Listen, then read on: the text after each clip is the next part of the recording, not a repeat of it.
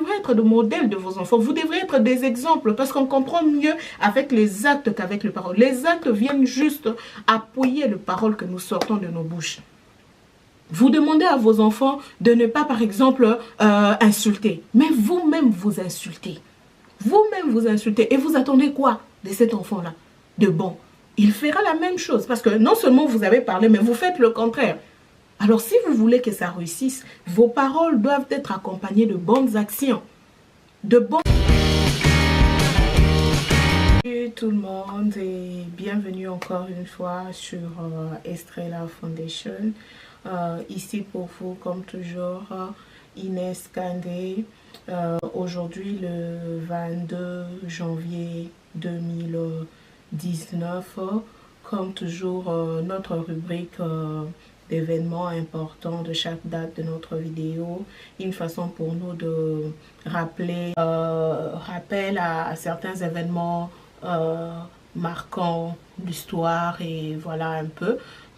Juste une façon d'essayer un peu de rajouter ce que nous avons déjà dans notre culture générale parce que c'est important, ça fait partie de la connaissance, ça fait partie de l'éducation et ça fait partie de notre monde, du développement, de l'équilibre, de tout ce que nous parlons ici dans Estrella. Voilà pourquoi on a toujours quelque chose à dire par rapport à cette rubrique.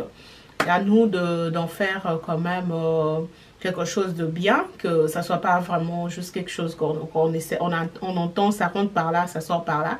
Non, que ce soit quelque chose qui reste en nous. Ça va juste nous aider, juste, c'est pas un péché d'avoir des connaissances. C'est pas du tout un péché. Voilà, si on a quelque chose à partager, si on a une connaissance, si on a quelque chose à dire, pourquoi pas. Si c'est bon pour vous et que vous trouvez que c'est essentiel, gardez-le pour vous et partagez avec votre entourage. Et sinon, vous pouvez laisser l'occasion aux autres d'apprendre un peu plus. Si pour vous, c'est un rappel, pour les autres, ça reste une information. Merci beaucoup et voilà. Aujourd'hui, le 22 janvier 2019, c'est la date que l'ex-footballeur George Weah, là, nous connaissons presque tous ce grand monsieur qui jadis était footballeur et un grand footballeur aussi, jusqu'à obtenir un ballon d'or en 1995. Et l'année passée, à la même date d'aujourd'hui, il a assumé ses fonctions de président de la République du Libéria et jusqu'à présent, il exerce encore ses fonctions. On ferme la parenthèse, nous revenons à notre thème qui était la famille. Nous avons pris assez de temps pour essayer de donner les détails sur ces thèmes, puisque nous jugeons que c'est tellement important. C'est, comme on le dit toujours, une de nos grandes valeurs que nous soutenons. Pour nous, la famille, c'est la base. Pour nous, si on rate la famille, on rate toute la société. Alors, on devrait commencer par là. Et pourquoi aussi? Parce que l'une de nos missions ici, dans Estrella Fondation, dans notre fondation, c'est essayer d'aider les enfants les plus démunis à repartir à l'école, à se réinsérer dans la vie courante, de devenir aussi des personnes, comme on appelle toujours, des bonnes personnes, des grandes personnes. Alors, même si l'argent fait défaut à ces enfants-là, nous sommes là pour les aider à devenir utiles à eux-mêmes et utiles à la société, puisque nous partageons toute cette société. Nous croyons que si nous aidons ces enfants, nous nous aidons nous-mêmes indirectement, parce que nous vivons avec ces enfants-là.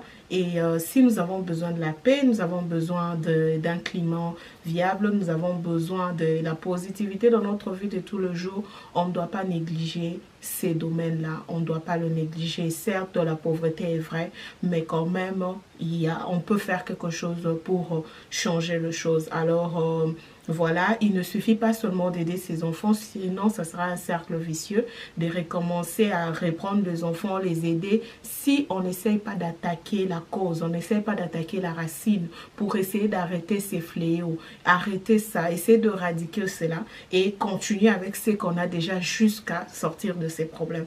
Parce que tant qu'on n'essaye pas de stopper cette histoire, dans la mesure que nous pouvons, même si on ne va pas le faire à 100%, mais ne fût-ce qu'à 10%, ça sera quelque chose. Une façon pour nous de ne pas seulement tourner à rond, mais de faire quelque chose de palpable. Voilà pourquoi on prend de notre temps, on fait ce qu'on peut faire pour essayer d'utiliser les médias, pour faire passer le message, que ceux-là qui ont des oreilles, qu'ils entendent et qui non seulement entendent, mais qu'ils en fassent quelque chose. Que ce ne soit pas de la graine jetée sur des pierres, mais que ce soit de la graine jetée sur la terre fertile et que ça puisse donner des bons fruits. Voilà pourquoi nous tenons à vous parler, à partager avec vous ce que nous disons. Et aussi, vous devriez savoir que ce qu'on dit ici n'est pas à 100% ce qui doit vraiment être fait, comme si il n'y a que ça. Voilà pourquoi nous sommes ouverts, voilà pourquoi nous sommes dans les médias, voilà pourquoi nous sommes, c'est public, pour que chacun de nous apporte ce qui lui pense bon. Alors, nous, on est là, on est vraiment ouvert à beaucoup apprendre parce que certaines cultures diffèrent, on diffère par rapport à nos cultures, par rapport à nos coutumes, par rapport à nos croyances. Et nous croyons que cette différence-là ne doit pas nous diviser. Au contraire, cette différence doit nous mettre ensemble pour construire quelque chose de bien, quelque chose de meilleur. Alors voilà pourquoi on est là, voilà pourquoi on parle de ce qu'on est en train de parler, voilà pourquoi nous voulons avancer dans la positivité. Voilà pourquoi on parle de la famille en premier lieu, on prend tout notre temps pour essayer de réveiller ce que nous sommes aujourd'hui parce que la famille tend vraiment vers le déclin, s'il faut le dire. Parce que ce qu'on vit aujourd'hui de négatif, c'est par rapport à la négligence qu'on a accordée à cette famille-là. Il n'est pas encore trop tard pour faire poser de bonnes actions. Alors, on a encore le temps de changer les choses si on le peut. Voilà, et nous avons parlé de plusieurs points dans ce que nous avons dit sur la famille. Dernièrement, nous avons parlé de recommandations qu'on a données par rapport à ce que nous appelons une famille chrétienne. Parce que pour nous, une famille chrétienne, c'est une famille qui vit selon le plan de Dieu. Et une famille qui vit selon le plan de Dieu est une famille bénie et équilibrée. Et si une famille est bénie et équilibrée, ça fait de notre monde automatiquement un monde béni et équilibré. Et c'est dans ce monde que nous voulons vivre. C'est dans ce monde que nous sommes et nous voulons vivre comme ça, dans l'équilibre et la bénédiction. Alors, c'est de ça qu'on a parlé l'autre fois. On a parlé de qu'est-ce que nous considérons comme enfant, qu'est-ce que nous considérons comme adulte. Parce que dans la famille, on voit l'enfant, on voit l'adulte. Et aussi, on a parlé du rôle de l'adulte. Dans le rôle de l'adulte, nous avons dit que l'adulte doit se montrer d'abord présent pour l'enfant, disponible pour l'enfant. Que ça ne soit pas ce que nous voyons aujourd'hui. Un parent qui n'a pas toujours le temps, il est toujours là dehors en train de chercher de l'argent. Pour lui, l'argent priorité numéro 1. Or, c'est d'abord la famille. Parce que si tu as de l'argent, mais tu as une famille déséquilibrée, une famille où les enfants, ils sont par-ci, par-là, ils font du n'importe quoi, des enfants voyous, une femme que je ne sais même pas qui... Voilà, vous pouvez avoir cet argent, vous n'aurez jamais la paix, vous n'aurez jamais la joie ni le bonheur. Alors, à quoi ça sert cet argent-là que vous courez derrière si seulement vous n'arrangez pas encore dans votre maison, vous n'arrangez pas encore votre famille? Alors, commencez par là. Chaque chose a son temps, chaque chose, il faut planifier. Le temps d'aller chercher l'argent, mais n'oubliez pas, les enfants sont aussi là, la famille est là et la famille est précieuse. Ne jamais oublier cela. Ne jamais oublier cela. Alors, voilà pourquoi on demande que l'adulte soit présent. Parce que l'enfant apprend de vous. L'enfant dépend de vous. Quand vous n'êtes pas là, les questions que l'enfant a, vous voulez que cet enfant aille poser ces questions à qui? Vous voulez que l'enfant se confie à qui? Que l'enfant aille dans la rue? Point d'interrogation. Voilà pourquoi vous devriez être là. Et non seulement que vous devriez être présent, mais il faut quand même créer un climat de confiance, d'assurance, de sécurité pour cet enfant. Ce n'est pas comme certains parents, les enfants vous ont donné le nom. Et vieux méchant. Et général. Oh, ceci, cela. Pourquoi? Parce que même quand il est là, les enfants ont peur de s'adresser à vous. Vous êtes tellement brutal, vous êtes tellement agressif, vous êtes tellement renfermé. Vous ne laissez pas vos enfants vous approcher, être ouverts, s'ouvrir à vous. Les enfants ne sentent pas ça, cette atmosphère, ce climat-là, que non, je peux dire à mon père ce que je pense et il va m'aider si c'est ça la manière dont je dois comprendre les choses ou pas. Les enfants ne savent pas, ni les filles avec leur mère. Certaines personnes disent que oui, la fille, c'est l'amie à sa mère. C'est pas pour rien. On dit parce que l'enfant, elle se voit, elle s'identifie à sa mère. Et en s'identifiant à sa mère, elle s'est dit qu'elle aura de bonnes réponses auprès de sa mère. Mais qu'est-ce que nous ne voyons pas avec les mères d'aujourd'hui? Qu'est-ce que nous ne voyons pas? C'est à cause de cela, aujourd'hui, les enfants se retrouvent dans la rue en train d'apprendre de choses. Vous êtes parfois étonnés dans vos familles. Vous donnez une autre éducation à vos enfants, soi-disant éducation, pendant que vous n'êtes même pas là. Pendant que même quand vous êtes là, il n'y a pas cette atmosphère-là. Vous êtes étonnés de certains comportements de vos enfants dans la maison. Vous vous demandez d'où ça vient? Non, commencez par vous poser la question. Parce que cet enfant-là, quand il était né, il était vide. Il n'avait rien. C'était à vous de le façonner. Mais est-ce que vous avez eu le temps de façonner cet enfant? Est-ce que vous avez donné l'occasion à cet enfant pour essayer de le façonner comme vous pensez bien pour vous? Posez-vous d'abord la question. Avant de commencer à frapper l'enfant, avant de commencer à chasser même l'enfant. Tu n'es pas mon enfant, tu ne peux pas rester dans ma maison. Tu sors de ma maison, moi je n'éduque pas mes enfants comme ça. Ah bon? Ah bon? Non. Et puis quand vous l'envoyez dans la rue, là, vous l'envoyez pour qui? Vous l'envoyez devenir quoi? Sérieusement. Et souvent ça arrive avec les belles-mères, le beau-père, avec les oncles, les tantes qui élèvent les enfants des autres.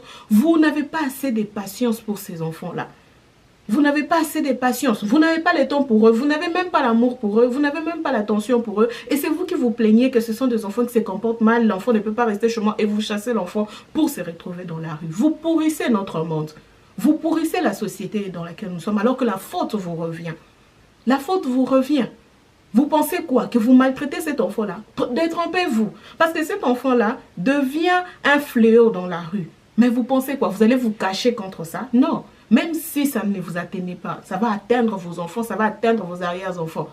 Parce que nous vivons tous dans ces mondes. Alors essayez d'être réaliste. Essayez d'être réaliste. Enlevez la haine que vous avez. Enlevez ça. Parce que ça, c'est le diable comme on a dit au départ. Enlevez ça. Soyez réaliste. Soyez réaliste. Ne pensez pas faire souffrir quelqu'un d'autre, ou son père, ou sa mère, parce que sa mère m'avait fait ceci, ou son père m'avait fait ceci. Alors toi, moi, je veux faire ça en retour. Ou bien je m'en fous. Ah, qu'est-ce que je veux faire? C'est pas mon enfant. Bon, mon frère est décédé, ou ma soeur est décédée. Reste seulement là. Moi, je fais mes affaires. Je n'ai pas cherché de l'argent. Je n'ai pas ton temps ou quoi. Je ne vais pas faire ma vie. C'est vrai ça? Vous pensez vraiment que vous vous êtes quitte dans cette histoire? Je ne pense pas. Je ne pense pas. Soyez réaliste. Soyez réaliste.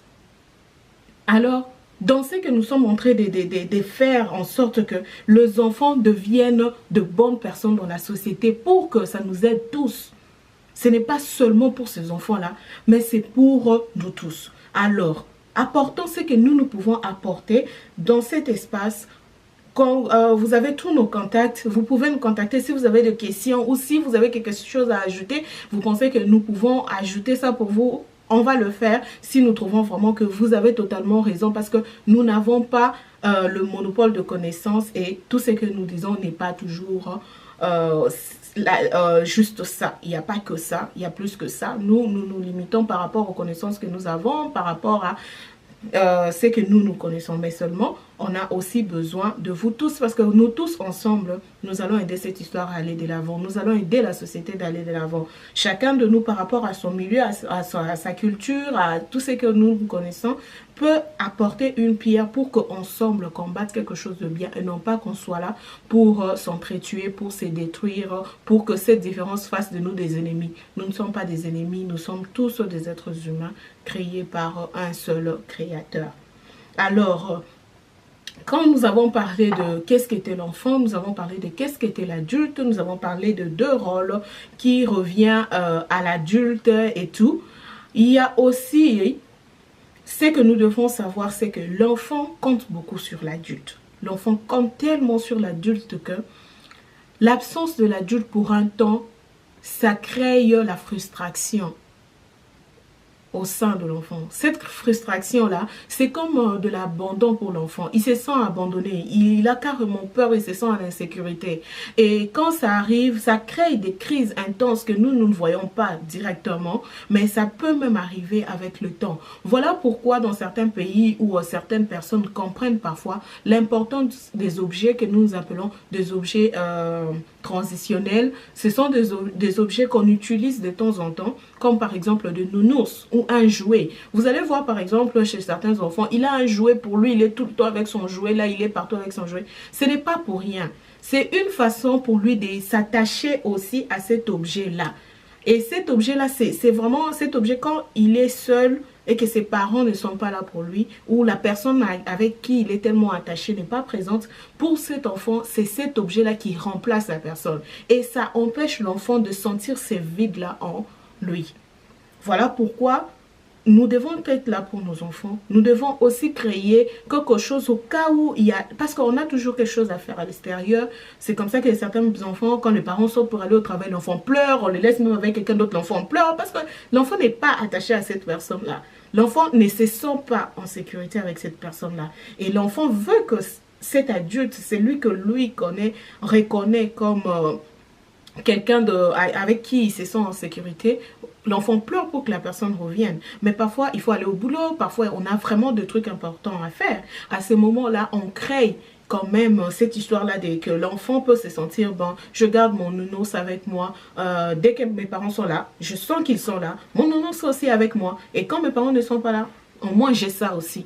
Et c'est comme ça que c'est pas pour rien qu'on a dû à créer ces genres d'objets. Puisqu'on a étudié la psychologie des enfants, on a compris que ça pouvait quand même essayer de pas remplacer vraiment les adultes, mais essayer d'aider pendant un court moment. Parce que même cet enfant-là, même quand il a son nounours, quand il va se rendre compte que les pères ou la mère ou la personne avec qui il est attaché n'est pas là, c'est le pleur qui commence et voilà, à ce moment-là, l'enfant se rend compte que ça ne me suffit pas. Je veux la personne avec qui moi je me sens à l'aise.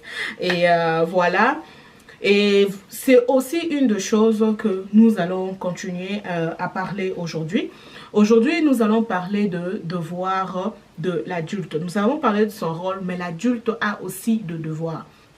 Par rapport au temps, nous ne serons pas vraiment obligés, nous ne saurons pas finir tout ce que nous voulons parler à propos de devoirs, le devoir des adultes par rapport aux enfants.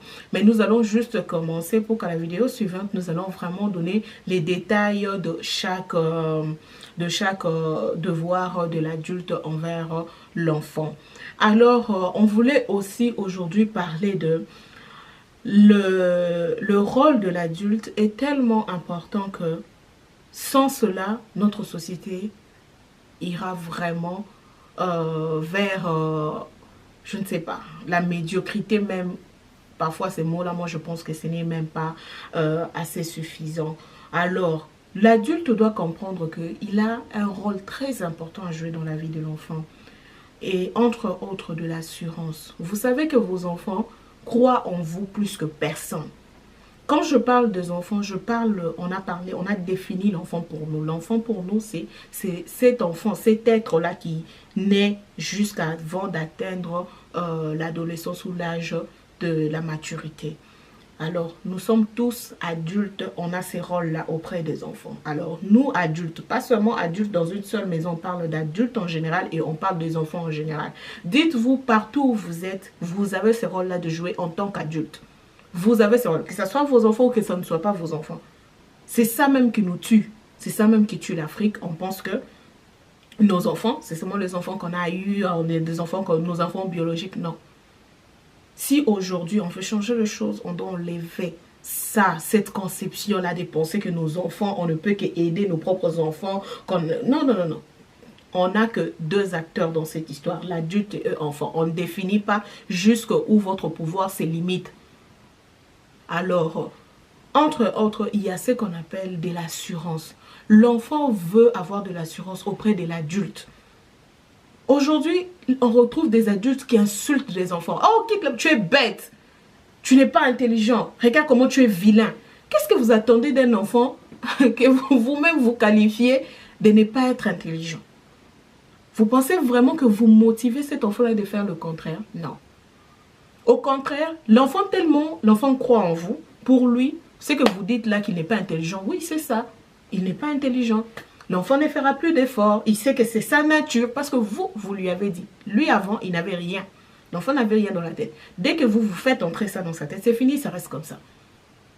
L'enfant, et puis cet impact-là, vous avez vraiment de l'impact. Parce qu'avant que l'enfant n'entende quelqu'un à l'extérieur, l'enfant, c'est d'abord vous. Parce que pour lui, c'est vous. Il ne fait confiance qu'à vous. Son monde, c'est vous. Donc, mais non, qu'est-ce que vous vous mettez dans cet enfant-là? Qu'est-ce que vous mettez en l'enfant? Parce que on peut lui dire à l'école que non, tu es intelligent. Non, ça vient après. Il ne fait pas plus confiance à ses professeurs qu'à ses propres parents. Non. Alors, si vous, les enfants, les parents déjà à la maison, vous ne savez pas quoi dire à vos enfants, ne pensez pas que l'école réussira. Alors, contrôlez vos mots.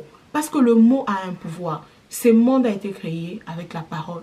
Contrôlez vos paroles. Contrôlez vos paroles. Qu'est-ce que vous dites à vos enfants? Les enfants attendent de vous pas des insultes, mais de l'assurance. Mais est-ce que vous assurez vos enfants? Leur dire que, oh mon enfant, même quand l'enfant manifeste des signes qui n'est pas assez intelligent, il y a une façon de parler. Non, tu sais, tu peux faire des efforts. Tu sais, tu es plus que ça. Essaye de te forcer. Tu peux aller de l'avant. Tu peux essayer de donner des mots qui rassurent et non pas de mots qui blessent. De mots pour être là en train d'insulter. Et sachez-le que ce que vous dites à votre enfant, l'enfant enregistre et c'est ces paroles que lui aussi devrait un jour. Et maintenant, ça va continuer comme ça. C'est quel monde qu'on aura à la fin? C'est quel monde? Parce que lui aussi va faire la même chose. Parce que vous, les parents, il n'y a pas que l'assurance, mais vous devrez être le modèle de vos enfants. Vous devrez être des exemples. Parce qu'on comprend mieux avec les actes qu'avec les paroles. Les actes viennent juste appuyer les paroles que nous sortons de nos bouches. Vous demandez à vos enfants de ne pas, par exemple, insulter. Mais vous-même, vous insultez. Vous-même, vous insultez. Et vous attendez quoi de cet enfant-là? De bon. Il fera la même chose. Parce que non seulement vous avez parlé, mais vous faites le contraire. Alors, si vous voulez que ça réussisse, vos paroles doivent être accompagnées de bonnes actions. De bonnes actions. Qu'est-ce que vous dites à vos enfants? Pour qu'eux fassent quoi en retour? Donnez à vos enfants de l'assurance. Mon enfant, tu sais, tu peux faire ceci. Tu peux devenir docteur. Tu peux devenir avocate. Tu peux devenir peut-être ingénieur. L'enfant vous écoute et ça joue un rôle. Et l'enfant grandit dans ça. Mais ça ne suffit pas. Qu'est-ce que toi, le papa, tu fais aussi dans la vie? Est-ce que tu n'es qu'un simple ivrogne? Est-ce que tu es, je ne sais pas moi, quelqu'un de sans morale? Mais non, quelle moralité tu veux mettre en l'enfant si toi-même tu ne montres pas l'exemple? Alors, le milieu, l'environnement influence beaucoup l'éducation de l'enfant. D'où vous, les parents, vous devrez savoir non seulement quoi dire à vos enfants pour le rassurer, parce que c'est vous, leur monde. Ils n'ont pas où ils vont plus entendre ou comprendre plus que ce que vous allez leur dire. Surtout qu'ils passent plus de temps avec vous que le monde extérieur. Mais aussi, soyez des exemples pour vos enfants. Soyez des exemples. Et non pas faire des enfants. Vous pensez que même ceux-là qui sont en train de voir aujourd'hui des enfants qui leur tuent, mais qu'est-ce que vous avez donné à vos enfants? Les enfants qui sont là en train d'haïr leurs parents. Mais est-ce que vous avez appris à vos enfants l'amour? Est-ce que vous avez appris à vos enfants qu'il faut aimer, qu'il faut pardonner? Est-ce que vous avez appris aux enfants l'importance du pardon? Et vous attendez que cet enfant-là vous pardonne un jour au cas où vous faites quelque chose de pas bien, puisque nous sommes tous humains, on tombe. Mais est-ce que cet enfant-là comprendra le sens du pardon? Le sens du pardon, ce n'est pas seulement avec le parler. Mais est-ce que vous-même aussi, vous pardonnez à vos enfants quand ils font des bêtises? Parce que pour que l'enfant comprenne l'importance du pardon, l'enfant doit d'abord comprendre, il doit d'abord aussi vivre ça, expérimenter ces pardons-là auprès de ses parents. Mais on rencontre des parents qui ne savent pas pardonner à leurs enfants. L'enfant fait ceci, hey, avant même que les papas n'arrivent à la maison ou la maman n'arrive à la maison, l'enfant commence déjà à pleurer parce que c'est ma mort, c'est ma mort.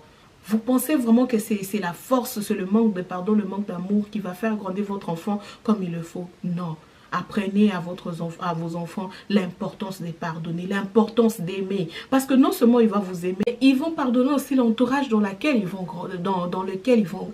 vont grandir.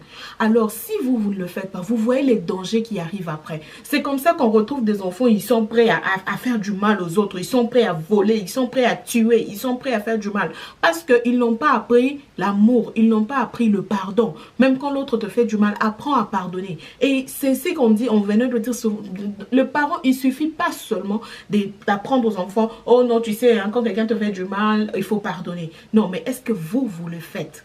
Est-ce que vous pardonnez à vos enfants?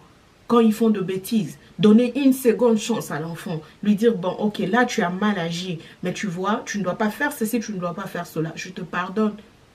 L'enfant apprend, non seulement avec de paroles, mais appuyé par les actes de parents, puisque vous êtes son modèle. Vous êtes son modèle, par excellence. D'abord son premier modèle, avant de voir l'extérieur, avant de penser à l'extérieur. Alors, voyez un peu l'impact que vous avez sur votre enfant. Apprenez à collaborer avec. Apprenez à coopérer avec votre enfant. Faire comprendre à l'enfant que oui, ici, si je ne veux pas que tu te promènes avec cette compagnie-là, je ne veux pas que tu te promènes avec de tels amis parce que ces amis-là vont t'induire en erreur. Parce que ces amis-là, ils ont peut-être raté l'éducation qu'ils devraient recevoir. Parce que tes amis-là, voilà, vous faites voir à l'enfant, puisqu'il croit en vous d'abord, parce qu'il est vide, il est né comme ça, vide, c'est vous qui mettez des trucs dans sa tête, il va croire en vous. Et vous voyez que ça sera facile pour vous d'élever cet enfant. Et nous revenons à ce qu'on a dit l'autre fois, qu'un couple n'est pas seulement un couple physique, mais aussi un couple spirituel. D'où élever les enfants, c'est un projet. Avoir des enfants, c'est un projet. Les élever, c'est un projet. Mais l'aboutissement, on ne sommes pas garantis à 100% d'aboutir à ce que nous voulons. L'aboutissement, ça appartient à notre Dieu pour nous, le chrétien.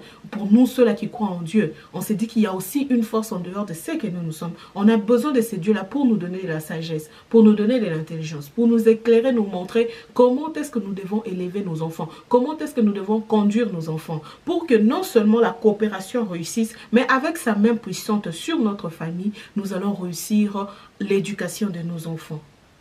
Voilà pourquoi c'est important, la coopération de parents. Savoir que notre famille, on compte sur notre Dieu. On voit aussi du côté spirituel. On doit être là pour rassurer nos enfants. Des mots doux, des mots qui motivent, des mots qui rassurent. Parce que vous êtes sa première motivation. Alors si vous le faites, l'enfant réussira dans le bon. Mais si vous êtes là pour détruire vos enfants, leur dire des choses qui blessent, les insulter, leur traiter de je ne sais pas moi quoi, en tout cas vous-même, vous êtes en train de construire votre propre chute. Vous-même. Parce que cet enfant-là ne sera pas seulement nuisible à la société, mais cet enfant-là sera aussi nuisible à vous-même. C'est comme ça que vous êtes étonné de certaines réactions de vos propres enfants envers vous-même. Mais posez-vous la question, comment est-ce que vous avez élevé cet enfant? L'enfant grandit aujourd'hui, l'enfant réussit peut-être par ses propres efforts, l'enfant réussit peut-être parce que Dieu a fait grâce, et sans votre apport, cet enfant-là est devenu quelqu'un dans la vie. Vous pensez que cet enfant-là aura vraiment de remords pour vous? Vous pensez qu'il aura cet esprit-là de pardonner ou d'aimer, ça reste mes parents? Non, parce que vous ne l'avez pas appris ça. Sauf que Dieu fasse grâce d'une autre manière. Mais la majorité de cas, ces enfants sont sans pitié. Vous voyez des parents abandonnés à leur vieillesse. Parce qu'eux-mêmes n'ont pas joué leur rôle quand ils étaient jeunes. Alors parents, prenez votre responsabilité, jouez votre rôle comme il le faut. Jouez votre rôle comme il le faut. Alors par rapport au temps, nous ne pourrons pas aller plus loin que ça. Et nous gardons l'autre partie, comme j'avais dit au départ, pour la vidéo suivante.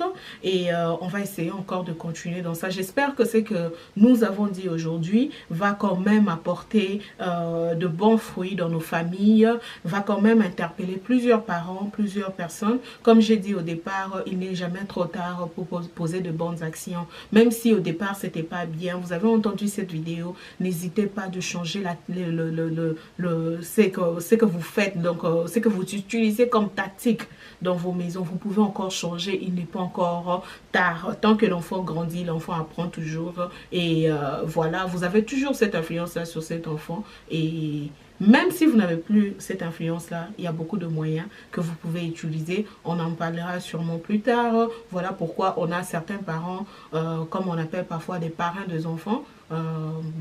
Parfois chez les catholiques par exemple, on a des parents spirituels qui aussi ont un rôle à jouer. Souvent on préfère des parrains et les enfants sont, si les parents ratent, le parrain peut aider ou la marraine peut aider. Voilà pourquoi on a besoin d'eux aussi. Alors l'enfant a toujours quelqu'un à qui il s'attache, l'enfant a toujours quelqu'un chez qui il peut comprendre des choses facilement. Si chez vous ça ne marche plus parce que vous avez raté ça, essayez d'utiliser quelqu'un d'autre qui pourra faire ça à votre place. Il n'est pas encore tard, il n'est pas encore tard.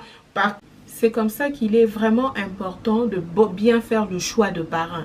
Ce n'est pas comme on voit en Afrique aujourd'hui, les parrains choisis ou la marraine est choisie ou les parents spirituels sont choisis par rapport à leurs moyens, par rapport à leur influence dans la société, par rapport à je sais pas moi quoi. Alors vous faites une très grave erreur. Vous oubliez l'importance, vous oubliez le rôle de ces parrains-là dans la vie de vos enfants ou dans la vie de certains couples, parce qu'on a aussi des parents par rapport, quand on se marie. Alors voilà pourquoi on doit choisir de modèles. On doit choisir ceux-là qui sont vraiment de modèles, qui vont nous aider à aller ensemble pour aboutir à un bon résultat. Et non pas de parents qui sont même pas présents. Les parents ne sont pas là. Quand vous traversez de bons moments ou de mauvais moments, les parents ne sont pas là. Les enfants, quand ça rate avec les parents à la maison, les enfants ne savent pas où aller. Alors, au lieu d'aller parfois voir leurs parents, qui normalement sont supposés venir en aide aux parents, non, l'enfant va peut-être trouver un grand frère ailleurs ou une maman à l'extérieur et on ne sait pas, cette maman-là, on ne peut pas faire confiance, on ne sait pas qu'est-ce qu'elle va apporter dans votre enfant. Alors, il faut bien choisir les parents, bien choisir les parrains parce qu'ils jouent aussi un rôle important dans l'épanouissement de votre enfant, dans son développement. Le bon choix de parrains, des parents spirituels, c'est très important.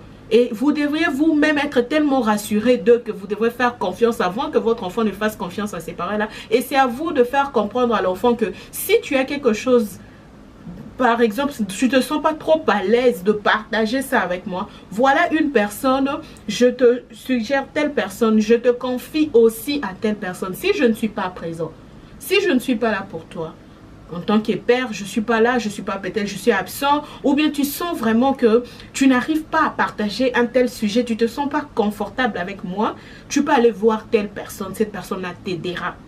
Cette personne-là t'aime, cette personne-là est bien là pour toi aussi. Et quand vous dites ça à votre enfant, que cette personne-là aussi joue son rôle, comme tout adulte, être disponible et créer cette atmosphère-là de bienveillance sur l'enfant.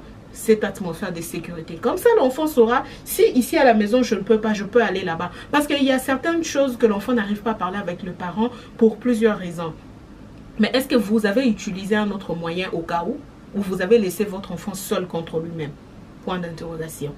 Alors, c'est important que l'enfant se sente que, même parfois, même l'enfant est en conflit avec ses propres parents. Ça arrive, nous sommes des humains. Mais maintenant, l'enfant ne sait pas où aller pour essayer d'exposer son problème afin de trouver quand même de bonnes informations. Alors, parfois, l'enfant va dans la rue. Et c'est comme ça qu'on rencontre des enfants qui deviennent prostitués, par exemple. Des enfants qui commencent à fumer du chanvre. Parce que la rue lui dit ça. Ah bah, tu peux t'en foutre de tes parents, hein. Tu es responsable de toi-même, hein. Tu es assez grand, hein. Tu sais, l'enfant, vous savez, quand l'enfant grandit, l'enfant veut devenir grand. Pourquoi? Parce que vous êtes son modèle en tout, n'oubliez pas. Même en train de rêver de devenir grand. Alors l'enfant veut ça aussi.